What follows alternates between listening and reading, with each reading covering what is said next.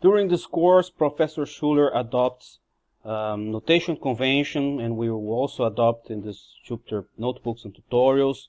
So we'll use this sign to refer to defined as. So we're defining, when we are defining something, we'll use this notation. We'll use the letters T and F and capital T for continuous values, and we use N, M, K, L for discrete values. We will use lowercase letters for time domain signals, and we will use the uppercase letters for the transform domain signals. So for example, x of omega, x of z. We will use bold face letters to denote vectors or matrices in both time domain and both transform domain. So when we're using bold, we're referring to vectors and matrices. The conjugate complex is symbolized by the star, superscript star.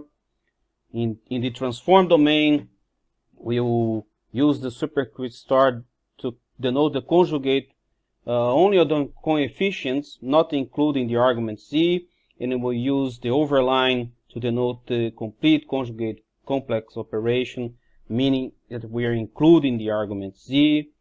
We use e of x as the expectation, which we will use as the average of signal x of n, for example.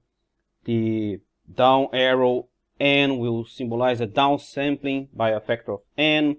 We've seen before the downsampling, we will substitute n by this, and n0 is the phase or the index of the first sample we keep in the downsampling.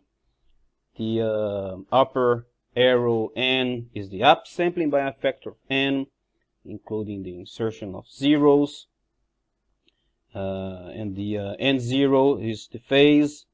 So it's the index of the first non-zero sample in the upsampled signal. So we will follow these conventions during all the course and all these tutorials.